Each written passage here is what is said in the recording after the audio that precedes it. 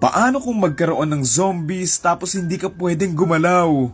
Tungkol ito sa isang lalaking nagtatrabaho bilang human statue para kumita ng kaunting pera. Sa trabaho niya, nakabalot lang siya ng gintong pintura at hindi lang siya gumagalaw ng halos buong araw.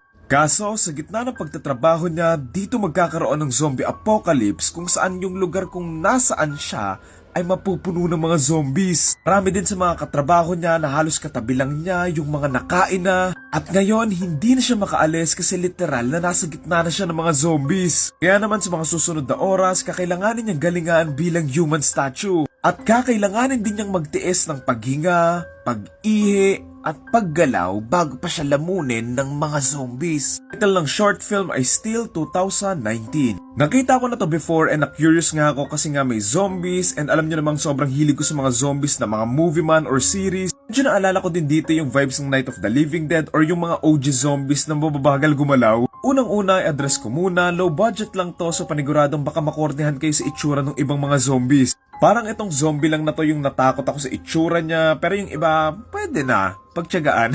Pinanood ko tong short film na to kasi ang unique and interesting ng concept and yung premise ng story. Kahit nakatayo and voice over lang, sa tulong din ng mga kaunting expression niya, madali lang sundan yung story and maganda yung voice acting na parang ayun lang din talaga yung iniisip niya nung sa mga moments na yon. Ikaw ba, ano bang maiisip mo kung isang galaw mo lang matategi ka sa mga zombies o diba talagang nakakatakot yun? Hirap kayang labanan ng pangangati or pulikat na baka kung ako yun nandito, baka natalo na ako eh. Same feeling to na pinilit ka ng nanay mo matulog sa tanghali tapos hindi ka pwedeng gumalaw kasi nga para umalis na siya. Like I said before, low budget and short film lang to so don't expect too much in terms of yung CGI, VFX and practical effects nila kasi understandable naman. Siguro in terms of story, medyo nakulangan lang ako lalo na doon sa may second half and doon sa may ending. I think may mga situations pa sila dito na pwede pa sana nilang paglaruan pero hindi nila nagawa. Siguro mas nakakatawa or mas makakadagdag sa may story kung meron pang katulad niya na human statue na makakalaban niya and gagawin niyang bait or whatsoever para makaligtas siya doon sa mga zombies. Tulad nung sa may wheelbarrow man, akala ko ganun yung mangyayari sa character niya pero ginamit lang pala siya para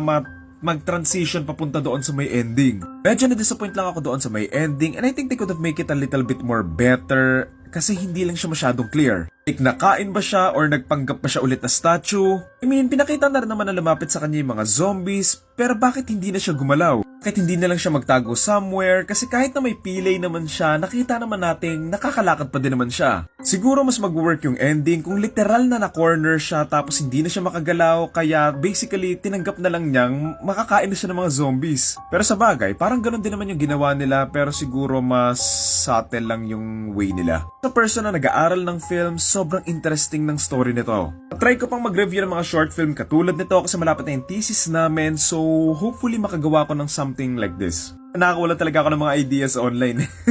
The joke lang. 7 minutes lang yung short film and ito yung title and yung pangalan ng account kung gusto nyong panoorin. So ang torta rating ko in terms of story na lang considering na low budget nga to, torta rating ko ay 6 out of 10. Ano ang kailangan ko ngayon, game?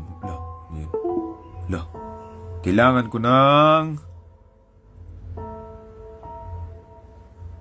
Uy, wag.